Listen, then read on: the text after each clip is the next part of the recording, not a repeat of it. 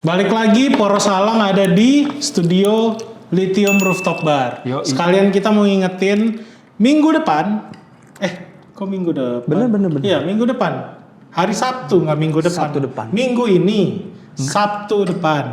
Gak usah Sabtu depan aja. Tahu lah, bingung gue. Nggak kayak gitu caranya. Jadi intinya kita bakalan bikin nonton bareng lagi selama semusim ke depan. Kita partneran sama Lithium Rooftop Bar. Buat kalian yang udah lama banget nih nggak mau nonton Manchester United, datang aja langsung ke sini. Oke?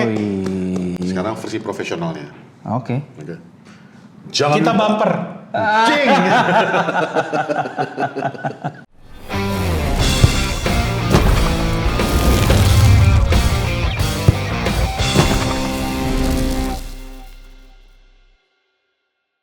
Kembali lagi di Poros Salang bersama saya Patrick Tarigan Dan gua Eski Sungkar. Raymond Amorim.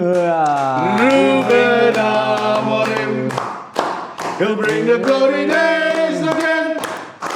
We'll back it from the Kurva North. He'll take us straight to nggak tahu. Hah. Para pengacara Ruben Amorim kembali bersama Poros Salang pada malam ini. Kami cuma menyatakan sedih, MU kalah. Tapi nih, yang bilang dulu bikin rumor-rumor nih, Ki, ada yang bilang, tuh pemain aja udah pada kagak respect sama Ruben Amorim, udah kagak peduli sama Ruben Amorim, benci sama Ruben Amorim, emang katro, lu lihat aja win percentage-nya begitu doang, itu yang lu dukung, ada siapa kacar, jelibet gua no, habis pertandingan no, yuk, ngantri, yang kagak pemain-pemain yang dibeli sama Ruben Amorim, pemain akademi, Bruno Fernandes, semua ngantri, salaman pelukan. Ruben Amorim. Ke Ruben Amorim. Yang salah itu bukan manajernya, yang salah itu manajemen sama fans-fans kardus. Berisik lu semua. Ya udah, enggak. Tapi lu baik-baik kok. Tapi kita di sini mau ngebahas kemarin ya, jelas kalau gue bilang sih Kia, Ya. itu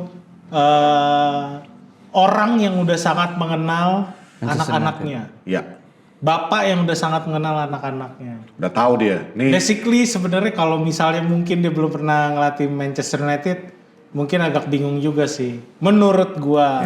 Soalnya semua bola yang ditempatkan ketika mereka counter, bisa dibilang fast break sih ya. Karena ya, dapetnya di tengah fast break. Mereka fast break, tahu bolanya mau ditaruh di mana supaya Liha sama Harry Maguire itu loss aja udah. Ya. Nggak tahu bolanya ada di tempat di mana. Sama ketika mereka udah bertahan 4, menurut gue belum sampai 5 orang ya, karena counternya begitu cepat. Kita tahu Ruben Amorim 3-2-4-1 ya luar biasa transisinya.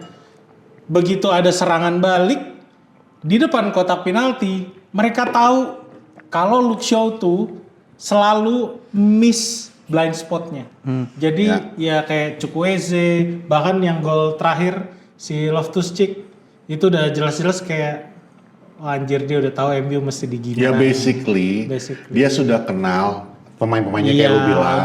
Jadi dia udah tahu kelebihan daripada Luke Shaw seperti apa, kekurangan dari Luke Shaw juga udah tahu.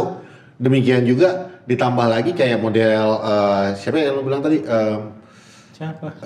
Samuel Chukwueze. Bukan. Loftus-Cheek juga kan dia udah kenal nih, dia bekas pemain di Inggris juga kan, udah tahu dia gimana nih ngadepin Manchester United. Plus kita kemarin tuh setelah masuknya si Rashford, ya walaupun gue ada kekecewaan gue, kok lu masih nggak terlalu out, tapi gue mikir ya udahlah baru first game lu musim ini, oke, masih gue kasih kesempatan untuk membuktikan diri lah di mata gue ya, di mata gue pribadi.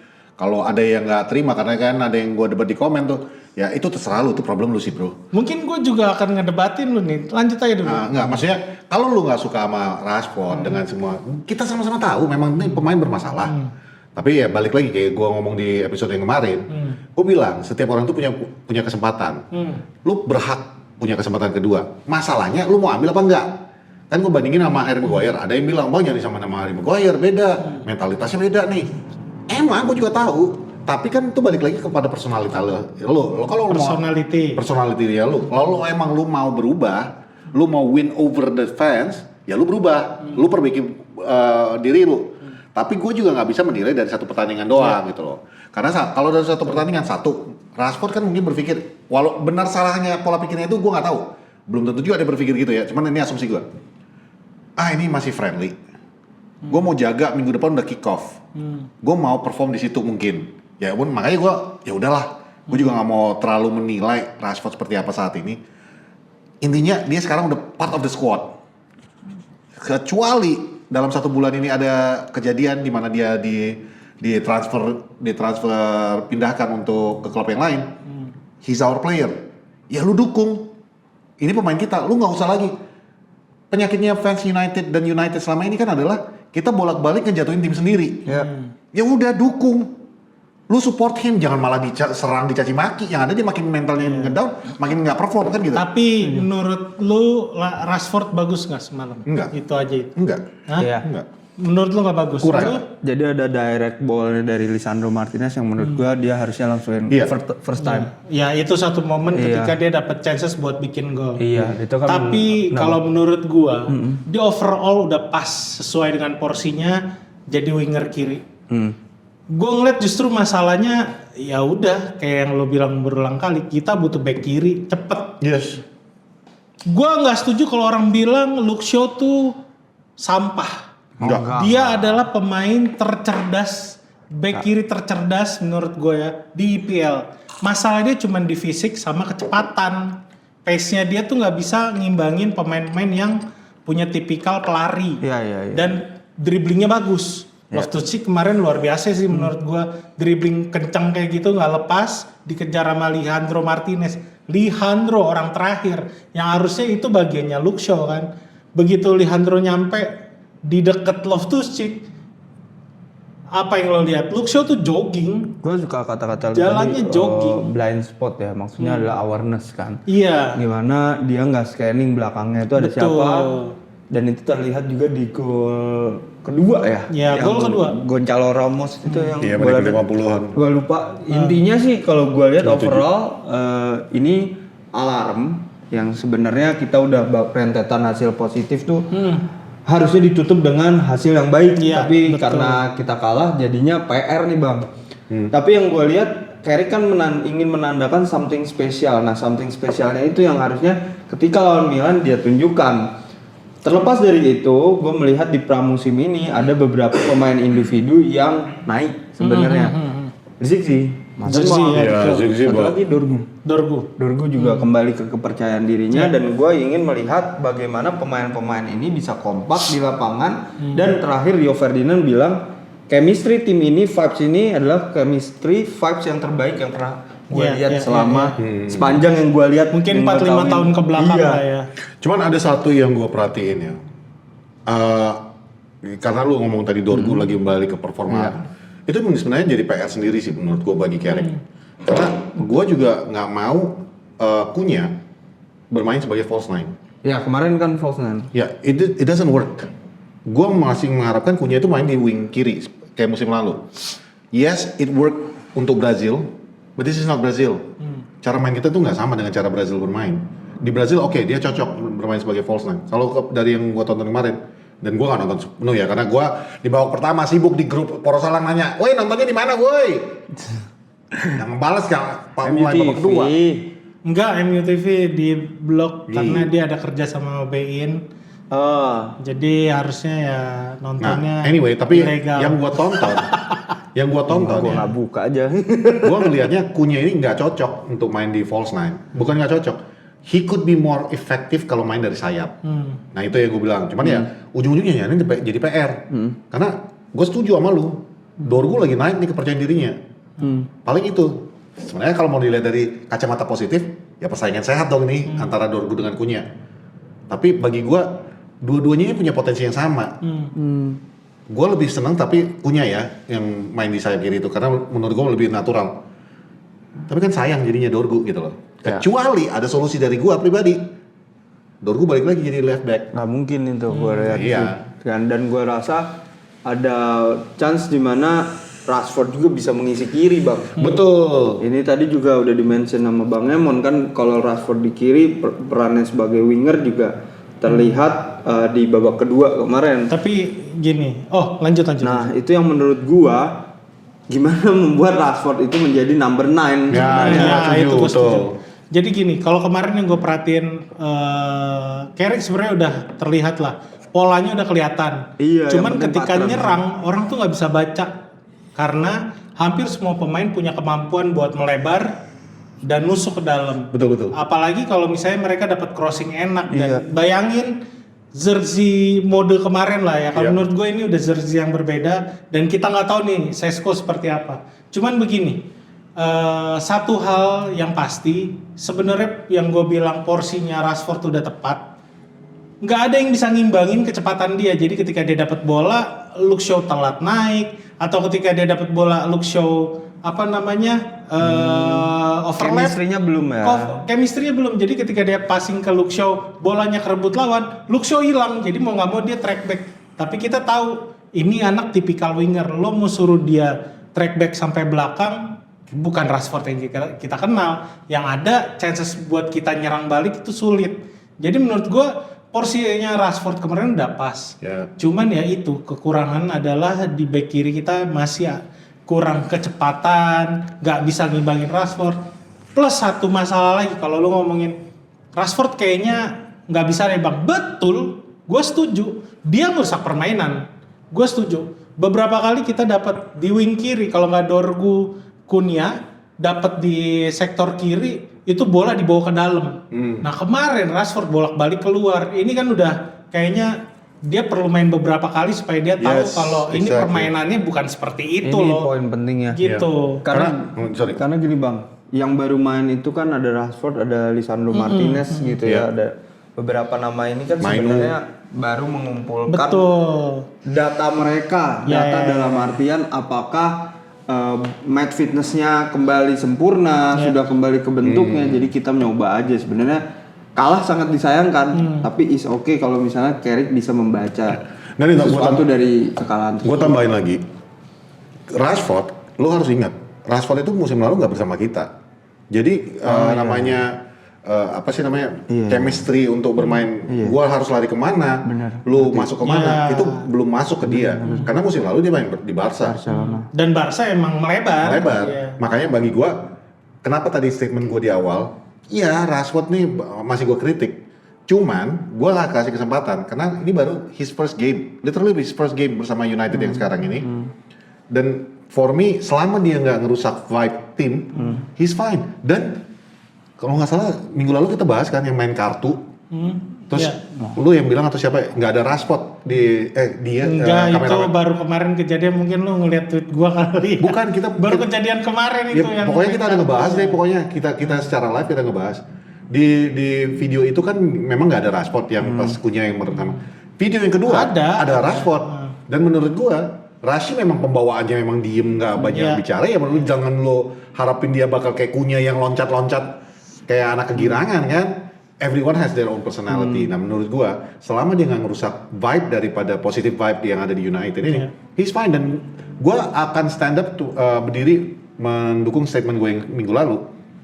This man, Rashford, dia punya semua atribut yang kita butuhkan. Give a chance. Give him a chance. Give him a chance. Kalau memang nggak cocok, there's still time. Kalau nggak di transfer window ini, ya transfer window Januari bisa dijual kan? Sesimpel as that. Satu hal yang pasti kalau menurut gua, satu hal yang pasti kemarin tuh sebenarnya kita harusnya berterima kasih sama Ruben Amorim. Ruben Amorim tuh ngasih tahu kelemahan MU itu di mana. Betul. Dengan cara dia tahu nih kelemahan Maguire seperti apa, kelemahan Liha walaupun dia juga jarang main, tapi itu orang bukan juga kalau ada misalnya titik ketemu lemah. pelari abis gitu. Iya. Dan dia tahu benar Luke Shaw selalu telat turun. Terlepas dari itu, lu taruh bola di belakang, kan itu udah pernah dibahas beberapa kali ketika masih ada Ruben Amorim. Bahkan masalah Carrick juga kejadian, lu taruh bola di belakang DM, buyar tuh. Somehow koneksi antara back ke tengah keputus. Jadi kayak panik seketika, dan itu dilakukan sama Ruben Amorim. Dia eksploitasi sisinya Luke Shaw, dia eksploitasi sisinya defender midfielder yang akhirnya juga ketahuan ternyata Tielemans main sama Mainu nggak cocok sama sekali. Iya. Tipikalnya sama, ketika ke serang dan bola sampai di Belum cocok. attacking midfielder lawan nggak ada yang bisa mutus. Berarti kan artinya nggak bisa nih dua orang nih. diduetin gitu kan. Jadi kita ngelihat semua kelemahan ini yang which is itu ditunjukkan kayak Ruben Amorim ngasih tahu ke Carrick, gua kasih tahu kelemahan anak-anak lu yang beberapa kali gua alamin, yang kalau lo lihat gua duduk di pinggir lapangan, ya itu gua ngerasain kelemahan itu, gua kasih tahu sekarang. Tapi kalau lu membela Amorim dalam sisi itu, gue juga mengkritik Amorim dalam sisi dia kebobolan duluan, menit kedua Maguire udah bikin gol. Iya. Dan setelah gua ngeliat, gua nggak nonton kan yang babak pertama, gua ngeliat highlightnya, he's done exactly the same thing zaman dia megang MU. Yaitu bola kalau udah lewat di belakang, itu yang 3 belakang itu udah nggak bisa ngapa-ngapain. Dan itu makanya kemarin golnya Maguire itu seenaknya, ya kayak mana MU zaman di bawah Amorim lah. Menit-menit awal kebobolan karena belum sigap, nggak sigap, dan kalau bola udah diletakin di belakang midfielder, kelar. Tapi kan itu Nggak tadi tahu apa. kita ngomongin kelemahannya mulu ya. Kalau gue ngelihat nilai plusnya Manchester United itu ada di pressing mereka. Ya. Oh yes. Pressing mereka bagus banget dan kita dapat beberapa chance hasil kita berhasil memotong. Banyak lah. Dan ini jadi sorotan ya karena Manchester United saat menyerang itu selalu berhasil dari mereka mencuri bola. Iya, breaking the line lah ya. Apa namanya, ini tuh terjadi berulang kali di pramusim. Makanya apakah Maguire, Aiden Evan itu bisa membangun serangan dari bawah gitu loh. Itu yang menjadi pertanyaan karena di lawan apa ya, Maguire sempat beberapa kali kesulitan membangun serangan gitu. Sebelum lawan Leeds lawan apa ya? PSG. Enggak, PSG. Nah, ini yang jadi PR-nya mereka dan kemudian lawan itu laga perdana Maguire iya, sebenarnya. dan inilah lawan AC Milan ini mereka menunjukkan kualitas pressing Manchester United itu bagus dan gua rasa ini bisa jadi senjata mereka di IPL musim ini. Gue mungkin bisa berani mengatakan bahwa Manchester United tuh kalau dulu kan kita dikenalnya sebagai tim yang counter attack ya, maksudnya melihat situasi dan kita counter kan. Kalau sekarang gue berani bilang kita itu lebih kepada tim possession football. Iya. Karena kita benar-benar berani untuk menguasai bola, sabar dalam membentuk serangan. Ya balik kayak zaman Fergie dulu, cuman this time with style. Gue ngelihatnya ini memang udah dipahami sama semua pemain. Jadi ketika lawan pasif kayak PSG sama pasif dalam tanda nggak terlalu banyak possession nggak mau opening. PSG sama Leeds sikat. Iya. Tapi kalau dapat permainan taktis kayak semalam yang ditunjukin sama AC Milan, khususnya di babak kedua ya. Gue ngomong babak kedua itu beda karena Gue babak kedua soalnya. Line up yang diturunin pertama sama Menit 61 tuh udah ganti-ganti semua. ganti. Nah, gue ngeliat kalau misalnya United ketemu tim yang modelan AC Milan babak kedua itu lebih nahan, defensif counter. Jadi gue rasa ini udah dipahami, cuman beberapa orang aja, makanya gue bilang bukan artinya, sekali lagi gue bukan pengacara Ruben Amorim. Kalau lo bilang nih Ruben Amorim dibela lagi, dibilang kagak, gue bilang dia tuh di babak pertama menurut gue sampah. Kita tuh bisa dapat banyak gol di situ, chances kita banyak, cuman lagi-lagi masalah United sama. Dari lawan Leeds bahkan lawan PSG kemarin kita seharusnya dapat, nggak perlu seri sebenarnya. Cuman itu selalu kesulitan diselesaikan di depan. Plus ditambah lagi menurut gua kemarin itu sebenarnya kita udah bisa menang lah. Cuman lagi-lagi Ruben Amorim tuh nunjukin Manchester United sebenarnya ada celah di tengah. Ya, Lo lihat gua mundur ke pertandingan Chelsea versus AC Milan di GBK. Oh iya. Lo lihat betapa AC Milan nggak bisa bergerak. Itu tim yang sama, cuma bedanya tim di babak kedua lawan Manchester United itu main dari babak pertama. Pemain-pemain AC Milan yang di babak kedua lawan Manchester United main itu di GBK turun dari pertama. Itu kayak si Camarda, Rafael Leo, terus Komoto, gua nggak begitu kenal. Bahkan Luka Modric kemarin di lawan Manchester United itu diturunin babak kedua. Ya, overall kalau gue bilang serangan AC Milan ketika lawan Chelsea itu putus di tengah sama Caicedo yang menurut gue nggak kejadian di Manchester United kemarin. Nggak ada orang yang bisa mutus serangan AC Milan ketika mereka counter, ketika mereka dapat fast break, bahkan ketika mereka build up, nggak ada yang bisa mutus itu. Santos bukan kesulitan menurut gue, cuman kayak kaget aja. Oh begini 3-4-2-1-nya Amorim menurut gue ya. Jadi kalau gue lihat ya, kita emang kekurangan satu pemain di tengah buat orang yang bisa ngatasin bola-bola kayak begitu gitu loh. Kemarin AC Milan benar dibuat nyaman deh main bola kalau menurut gue ya. Jadi kita lebih banyak nunggu, terus kita gantian nyerang.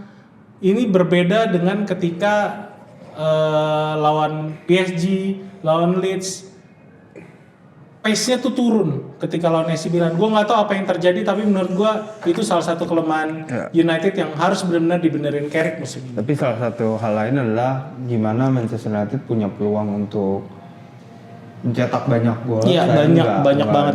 Nggak berhasil dia convert. Itu kan penyakit kita dari musim lalu. Soalnya Bruno pun udah 2 kali gagal penalti beruntun ya. Di Leeds dia gagal, kemudian sekarang dia gagal lagi penalti, dan menurut gua ini tuh hal yang harus dibenahi adalah faktor fokusnya sebenarnya.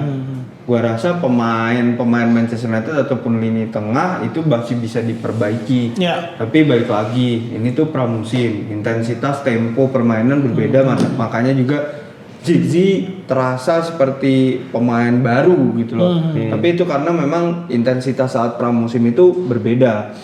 So, gue cuma mau bilang kalau Carrick punya waktu untuk membenahi, ya dibenahi adalah bagaimana rest of defense ketika kita pressing begitu tinggi, jangan sampai pace kita terlambat untuk turun, itu aja. Tapi ini bukan big problem karena gue rasa pelatih selalu punya solusi, apalagi Carrick selalu punya cara untuk bagaimana dia membenahi hal-hal ini, dan itu terbukti bagaimana kita bisa bounce back musim lalu gitu loh, dan akhirnya mencapai target yang diinginkan oleh Manchester United. Mungkin gue tambahin dikit Ki, yang harus dibenerin berikutnya menurut gue masalah compactness ketika lo main mid block, karena kemarin juga kelihatan, bahkan bukan kemarin, waktu lawan PSG juga ini keulang, lawan Leeds juga keulang.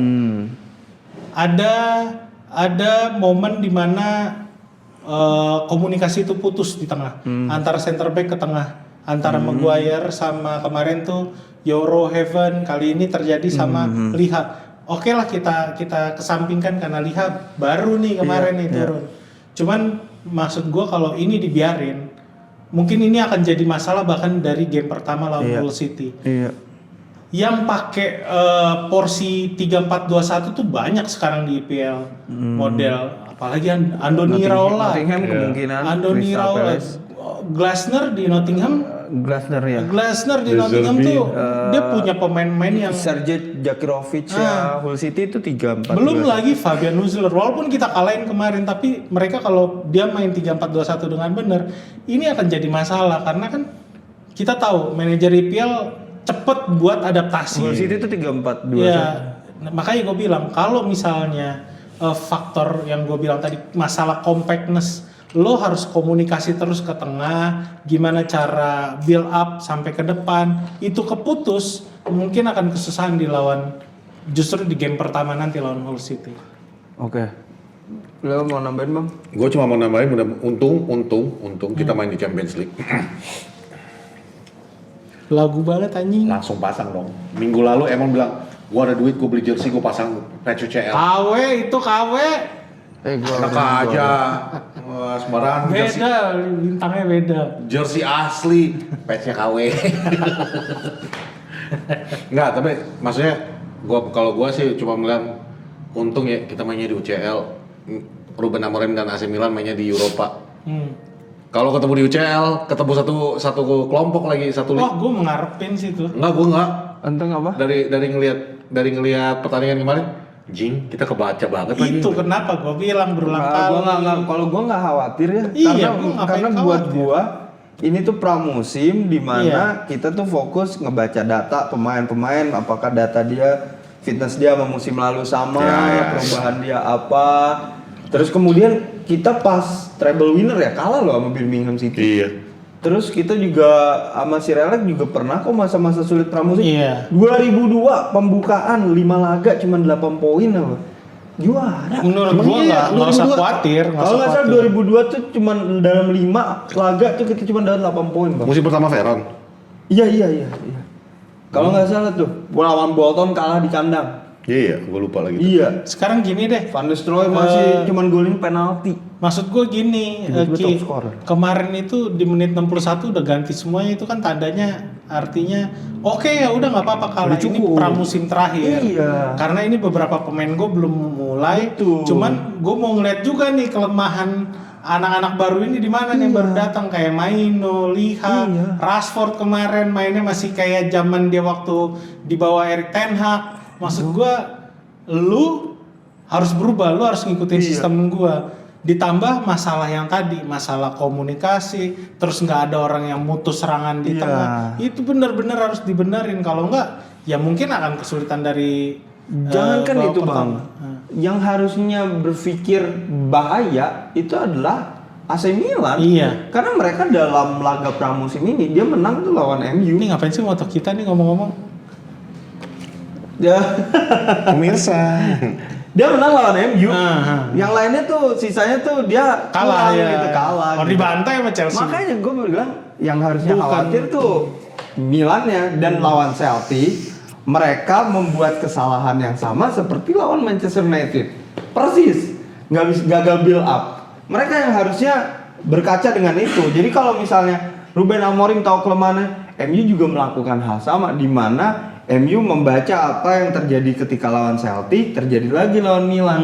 Gitu loh. Jadi menurut gua gua nggak akan bilang perfect, tapi gua nggak akan menjadi ini hal yang bahaya. hal yang serius gitu. Hal yang serius karena patternnya udah terlihat dan Carrick kan bilang ingin menunjukkan something spesial. Itu yang gua tunggu gitu. Tapi Karen juga di akhir pertandingan di post interviewnya kan mengatakan kan, kami tidak bermain dengan baik.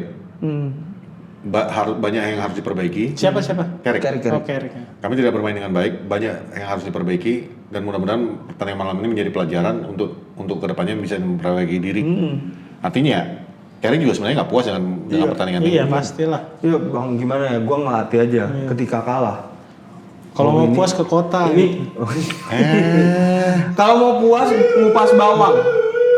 Wah, Oh, red iya. flag nih. 700.000. Iya, kalau mau puas ngupas bawang. 700.000 per Iya. 1 kilo. Per 1 kilo. Enggak, katanya 700 per kilo, salah baca. Ah, elah pembahasannya. Aduh. Oke, lanjut. Jadi apa tadi? Bukan. Ya pokoknya itu. Iya. Intinya ketika gua ngelatih aja, ketika tim gua kalah ya satu. Gua langsung bikin tuh, oh ini yang salah di sini, di sini, di Iya, sini. iya, pasti. Apalagi mereka yang punya tim analisis Iya, banyak gitu loh. Pasti langsung. Itu Ya loh. pasti Ruben Amorim kemarin habis pertandingan lebih ceria.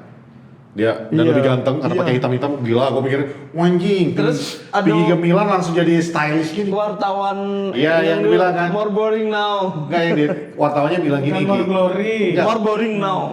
Wartawannya nanya. Ya, soal preskon. Ruben, do you miss me? Kamu kangen nggak Iya. sama aku? Terus dia ngeliat kan, oh, wartawan yang biasanya nih. Iya. Dia ketawa aja kan. Simon. BBC Iya, Sport. iya, iya.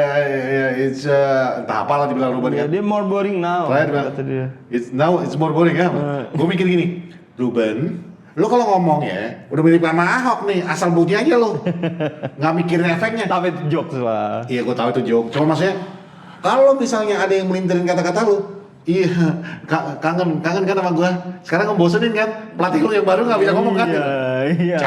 Kalau gue nangkepnya kayak itu kan jadi pas gue cari tahu itu ternyata Simon apalah namanya, dia reporter BBC Sport. Dia manggil Ruben pas dia kayaknya Ruben tahu karena dia yang paling vokal mungkin ya. Dia tanya, lo kangen nama gue? Iya. Iya jelas kita kangen. Terus salah satu gue nggak tahu siapa namanya, dia nanya, gimana lo kangen nggak sama preskon kita? Terus dia ngomong more boring no, maksudnya mungkin nggak seintens itu ketika dia Iya, ngelatih United. iya. Itu kan artinya secara eksplisit dia Udah bilang, ada perubahan. bukan maksud gua secara eksplisit dia bilang ngelatih MU tuh nggak segampang yang lo kira. Ketika lo udah menyandang pelatih Manchester United, ini Carrick kayak belum kena nih, karena kemarin masih interim kan. Ini bakalan dicecer habis-habisan kalau kalah. Kalau Gua yakin kayak kalau gitu. gue ngelihatnya beda. karena Carrick ada kemajuan jadinya nggak ada Ya justru gue ngeliatnya dari situ Mon, bahwa yang ini. dan menurut gue, kalaupun Carrick diserang, Carrick is ready for that. Oh iya, dia udah Karena terbiasa. Dia udah lama di Premier League dan dia, maksudnya sebagai pemain kan dia memang nggak perlu ngomong nih ya. Tapi at the very least dia tuh udah tahu kayak mana medianya Inggris itu seperti Iya. apa. Jadi menurut gue it's not a big problem. Cuman ya memang media Inggris itu balik lagi. Mereka itu kan akan ya prinsipnya jurnalisme lah. Iya. Bad news is good news kan gitu. Yes. Selama Carrick bisa membawa kemenangan atau permainan yang menarik, he'll be Iya, fine. Tapi kan Manchester United. Oh iya jelas. Mungkin ditanya di ruangan ini seperti apa, jawabnya apa, begitu dibawa keluar kelar. Ya jelas. Bahasanya udah kemana-mana. Sebenarnya kan kalau misalnya sorry Ricky, Itu pressure, makanya dia bilang sebenarnya sekarang the- gue di Italia lebih boring. Iya, sebenarnya ya itu dia. Ruben Amorim mengatakan bahwa media di Italia itu lebih boring. Sebenarnya belum aja. Satu, lu belum mulai aja ini kan gitu. Italia juga bisa menyerang lu kalau lu kalah-kalahan mulu. The thing is, waktu di Ruben Amorim bersama Manchester United, he didn't help himself. Dia nggak ngebantu dirinya sendiri kan. Iya. Maksudnya dengan lu, kalau misalnya lu menang, nggak akan ada itu negatif press. Tapi karena lu bolak-balik ngasih headline, kalaupun lu kalah, lu kasih lagi statement-statement yang agak-agak Ya kan dia menunjukkan dia ingin keluar Iya. waktu itu. bukan, jauh sebelum itu. Maksudnya kan statement-statement dia itu kadang-kadang memang memancing kan. Iya. Memancing untuk media untuk mengeluarkan statement Iya. baru gitu loh. Jadi you didn't help yourself. Iya, iya. Kita ngerti yang lu maksudkan itu adalah prinsip-prinsip lu. Iya. Tapi ya dari awal musim dia datang ke Manchester United, dia udah menunjukkan bahwa gua kok main 3 di belakang. Kan itu yang memulai Iya. rame Iya. pembicaraan Ini gua tentang setuju dia. tuh. Jadi kalau menurut gua, ya it is boring now. Kenapa? Karena satu, Serie A itu memang terkenal lebih technical secara defensif. Iya. This is the perfect place for you. Yes. Kalau di Inggris lu bermain dengan sistem yang nggak umum Iya. dan biasa. Apapun itu kalau lu nggak jalannya nggak bareng dengan yang lainnya, lu akan menjadi sebuah berita kan. Walaupun Manchester United sebenarnya under Carrick juga main 3 back. Iya. Gak ada yang sadar Ketika aja. build up. Ketika build up. Ketika build up. Tapi kan ketika bertahan bisa Jadi di- 5, jadi 5-3-2. Oh iya, tadi gua juga menambahkan soal Rashford ya, karena Barcelona tuh Rashford nih hot nih. 2-3-5. Jadi kadang mungkin Rashford ada di posisi half space area.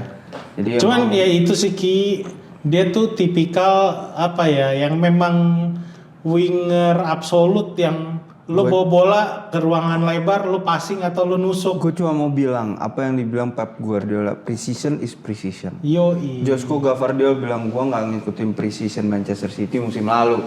Iya. Jadi precision ini penting buat pemain dan pelatih, tapi buat yang nonton ini adalah hiburan. Iya.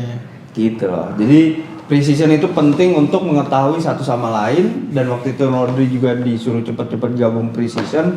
Itu fungsinya adalah biar adaptasi tempat, adaptasi taktikal. Itu sama kayak ini nggak sih waktu Sir Alex megang United, dia bilang community shield is community shield. Ya, Jadi itu bukan piala yang harus sebenarnya dibanggakan, walaupun ujung-ujungnya kita sering menang. Piala Presiden is Piala Presiden. Iya.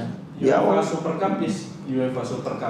ya itu juga kan MU nggak pernah menang itu kan, kalah sama Zenit ya. Kenapa sih Arsenal pengen banget ya supaya kita kan nyanyi You'll never sing that. Anyway, Emang kemarin berapa Arsenal? Belum. belum. Ini Aston Villa maksudnya. UEFA Super League Aston Villa. Aston Villa. Super Cup bukannya? Super Cup maksudnya UEFA Super Cup. Oh, Super Cup. Aston kemarin. Villa lawan PSG. Kalah. Oh, Emery nggak pernah Aston juara. Villa menang kan? Enggak, kalah. Oh, kalah ya? Emery nggak pernah Oh juara. ya, 2-1 ya? Penalti ya? Ada penalti kalau nggak salah. Lupa gua. 2-1 atau 3-2, pokoknya selisih 1. Iya. Kayak gue lupa deh itu. guys, ya, berhubung ini minuman gua ada unsur-unsur yang menyenangkan di dalamnya, gua akan membuka segmen kecil-kecilan. Ya, kebetulan kameramen Arsenal udah mengirimkan gua sesuatu. Oh, udah ya? Udah Jadi disiapin. gua bacakan yang pertama aja dulu. Tapi ini kita intermezzo aja dulu. Oke. Ya. Ini bacanya ganti-gantian aja Iya, kali ya. Ada oke. berapa sih? Ada dari Cahyo. No, ini gua tahu. Cahyo, lu udah lama nonton Porosalam, gua tahu. Cahyo. Ya, S Cahyo 17. Gitu. Bang, bisa kali seperti dulu Q&A dari komentar netizen baik X, IG, dan YouTube biar makin semangat komen. Semoga Bisa. direspon. Gua respon. Bisa. Dan yang komen pertama yang akan gua respon adalah so far sih belanjanya pelit ya. Siapa ini? Oh, ini dari M. MR Tivaldi. Tivaldi JD5DO. Ya. Habis ini Bang Eski kali yang baca ya. Gue bacain dengan gayanya gue ya. So far sih belanjanya beli aja. Ada emot ketawa soalnya. Padahal banyak opsi pemain yang murah, tapi mereka kayaknya mau nunggu 1 minggu sebelum selesai window. Mari kita lihat di akhir transfer siapa aja pemain yang datang. Apakah belanja cermat atau ya cuma pelit saja? Syukur-syukur musim depan masuk UEL karena nggak optimis banget gue sama squad UEL depth aja. sekarang. Turun dong. Emang lu nggak pede nih kita bisa mengakhiri musim 2026-2027 ini Hari Amas di Big main Four? bagus ya lawan Leeds ya. Iya.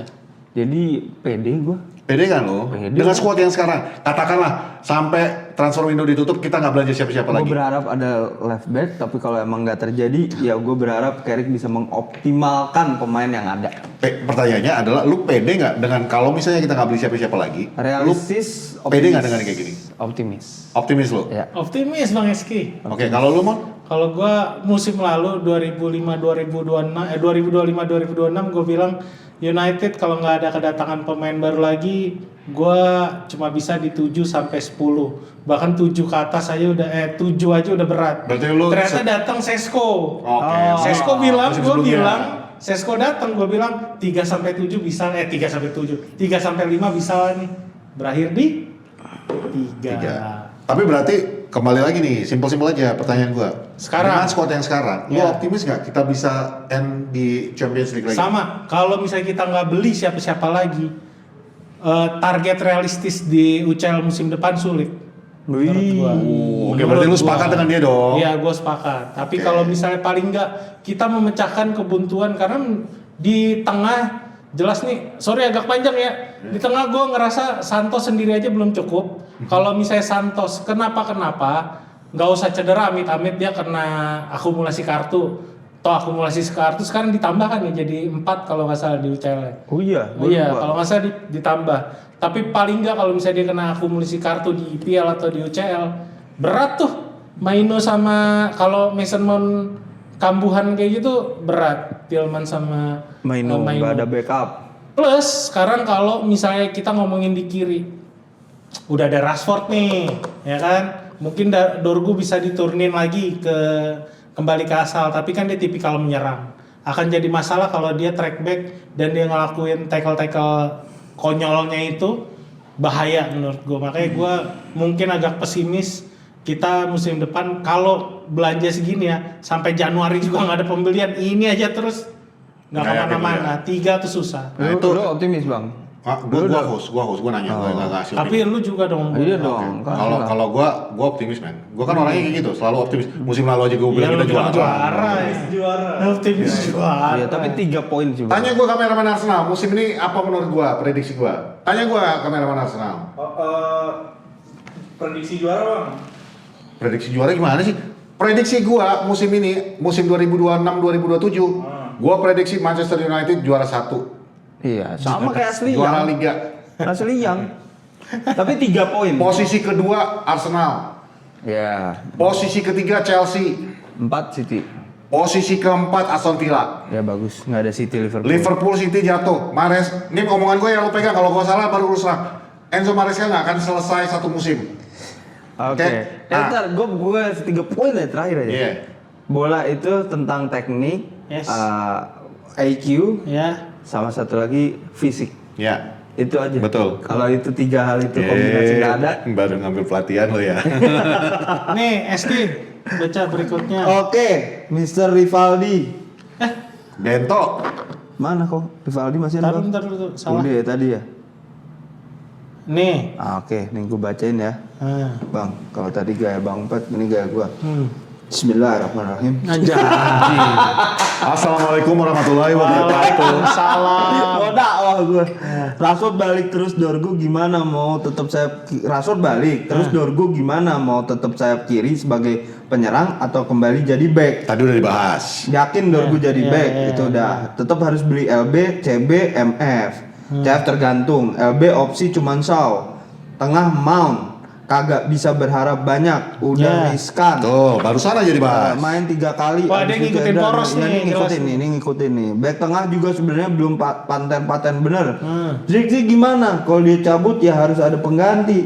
Tapi dengan Rashford balik, bisalah dia ngisi depan bareng sama Bumo. Iya. Oke. sama Jaga bisa Pertanyaannya jadi Bang bagus. Iski. Oke. Kagak ada pertanyaan, Nggak ada dia cuma pertanyaan. menyampaikan. Oh, Dia ada pertanyaan, tapi sebenarnya udah terjawab Udah terjawab. Ya. di episode kali ini. Iya. Makasih ya Bang Bento ya. Coba kritisi lagi jawaban kita, menurut lo Iya. udah pas apa belum? Terakhir dari gua nih. Dari zaman 2000 dari Dari zaman Suruh. 2010-an, maksudnya 2010-an sekian Iya. sampai 2010-an. Suruh 13 adok anjay. Siapa Sundel Bolong nih Suruh? Suruh 13 Kan Suruh itu malam Iya, satu malam suruh. Aku jadi teringat sesuatu. Jadi ngeri. Enggak, gue jadi. Jadi berubah langsung vibes. Ini intermezzo. Apa? Guys, lo seneng nggak yang BTS Porosalang behind the scene-nya? Nih, gue kasih satu cerita. Jadi sebelum ada Porosalang, gue sama Emon itu sama-sama di satu komunitas yang namanya United Indonesia. Jadi kita pernah nongkrong, biasanya kita nongkrong sampai malam nih, ngebahas MU, ngebahas apalah. Jadi gue pinjem handphonenya dia, terus gue install di alarmnya. Gue pasang lagu Suruh, malam Suruh, lo ingat gak tuh? Lengser Wengi bukan? Iya. Lengser Wengi. Iya. Gue bikin jam 3 pagi. Terus kita bubar kan pulang. Jam 3 pagi dia masuk ke dalam grup kita. Dulu masih BBM grup kan. Dia bilang, anjing siapa yang ngubah alarm gue? Jam 3 pagi musiknya begini. Lingsir. Bajingan. Oke, Mon, silakan. Podcast Poros Horor. Ya, kita nanti bikin ya. Kita bahas Mbak Susana. Oke. Kan sampai mana lagi tadi? Dari zaman 2010-an. Dari zaman 2010-an sampai 2010-an. Kini Porosalang masih tag video, Mode tag gerilya. video, mode gerilya dari halaman rumah, di dalam rumah sampai di pinggir Iya. jalan. Ih, Dan gila. kini di kafe-kafe masih bisa nonton gratis buat warga Poros. Artinya kita nggak bikin subscribe untuk bayaran Iya. konten khusus. Emang ada ya? Kayak Ada gitu? banyak Banyak. kanal yang udah bikin lu Banyak. bayar untuk Membership. tambah gitu? membership. Oh, Membership. enggak lah. Kita nggak mau bikin kayak gitu, kita semuanya free. Iya. Bukan karena kita baik sama lu, tapi karena kita malas bikin konten tambahan. Itu benar. Semoga tahun-tahun depan atau tahun ini bisa punya studio. Amin. Amin. Sebenarnya Amin. sebenarnya itu Jangan nanti ada dulu, surprise. jangan dulu, jangan dulu. Jangan dulu, ah. Bacot. Jangan. Bacot. Bacot. Terus Semoga tahun ini bisa punya studio podcast sendiri dengan Amin. semua peralatan yang Amin. proper dan Amin. semoga aja bisa dapat tempat yang bisa jadi studio, Amin. kafe buat nobar bola lah kafe kan ada. dan nongkrong buat fans. Kalau kafe ada dan Ada. Man United khususnya. Nah. Itu maksudnya di lo studio. Iya, terus itu ada kafe. Oh, kita punya sendiri. Ya udah begini, gue bikin pengumuman, open pengumuman nih sekarang, open letter to everyone yang nonton Porosalang, yang mau ngebiayain nyewain satu gedung di mana di bawah kafenya, Jadi ngemis di atas aja. lantai 2 studionya, di lantai 3 kita bikin untuk apa terserah, ngumpul fans, monggo. Ini Kita open donate. Open donate ya. baca komen jadi ngemis anjing. Enggak apa-apa, tapi dia ngedoain loh. Ya, dia ngedoain. Amin, amin, Makasih ya, amin. makasih, amin. Terima kasih. Komen Siapa baik namanya itu. tadi? Komen baik. Suro. Suro. Tapi guys, gue cuma mau ingetin. Kalau lu, ini kan yang dari omongan Suro ini tadi. Kalau lu pengen nongkrong, ngebahas bola, live bareng-bareng kita. datang aja langsung Monggo ke langsung datang ke Lithium Lithium Cafe Rooftop Rooftop. Bar. Kita pasti Di ada mana, di mana? Di Radio Dalam, Radio Dalam. nomor 17. Namanya di depan itu bukan Lithium yang lu lihat. Lu akan Rami. lihat tulisnya Rumah Dal. Rumah Radal. Rumah Radal, Rumah Radal. ya. Jadi kalau Porosalang itu kan kita tag-nya ini kalau nggak Senin sama Kamis ya, Jumat ya kita. ya? Senin, Senin, Rabu atau Senin, Rabu, Kamis. ya. Kamis. Nah, atau pas nobar, lu datang aja. Nongkrong bareng sama Doain kita. lah kita punya studio jadi. Banyak loh yang datang nobar tuh sampai loyal lah. Iya, ngobrol ngobrol. sama kita. Makanya minggu ini hari Sabtu jam 6:30 lo datang dari jam 5:30 lah ya ngobrol-ngobrol. Kita bertiga pasti ada. Yoi. Kameramen Arsenal ada. Udah lama nih nggak lihat Sandi namanya. Hah? Sering datang. Siapa? Sandi ya? Sandi Sering datang Uno, siapa? siapa? ya? Sandi siapa? Yang sering datang musim lalu nggak pernah putus. sama Sandi Poros. Uno? Nggak tahu. Sandi siapa? Bisa di mana nih? Makanya. Yang Dia ada doang tambah, ya kan? ada tai lalat di sini. Oh, Sasat, Jawa amat Sandi ke Sasat. Asad Dhani. Ya. Dani. Ya itu warga Poros dari zaman Iya. kapan.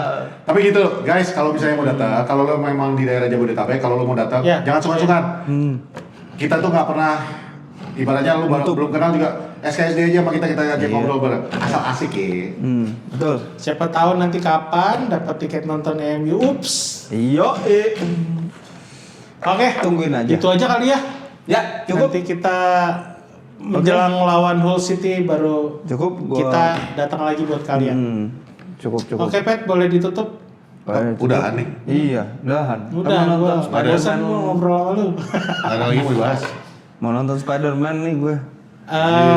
Nomor cantik, bahas nomor cantik. Ya udah. Berhubung Anda mulai absurd, karena di sini pundit absurd tuh cuma satu, gue, nggak boleh mereka. Jadi kalau lu balik lagi gue ingetin, kalau lu mau nongkrong, kita ada tempat namanya Lithium Rooftop and Bar. Silakan datang, ada di Radio Dalam. Jadi tempat venue nobar Dan kita eksklusif. adalah official broadcaster venue untuk musim 2026-2027. Jadi sampai UCL. ya, lu mau nonton UCL, kita buka cuy. Jam 3 pagi kita nobar cuy. Gas. Dan gak cuma Manchester United. Semua pertandingan kita Yes. ada di sini, oke? Gua Jadi jangan lupa untuk datang, nonton, dan please bantu kita untuk grow dengan like, subscribe, dan share ke teman-teman. jangan lupa hype ya, sekarang di YouTube ada. Yoi, ada hype. Oke, gua Patrick Tarigan. Gua Aziz Sungkar. Raymond Paraeng. Dan di belakang kamera ada kameramen Arsenal yang berharap malam ini bisa mengalahkan Manchester City untuk mendapatkan Charity Shield. Karena itulah satu-satunya piala yang akan mereka dapatkan musim ini. Kita orang sama. Oke. Semangat Mudrik. Anjing, Mudrik.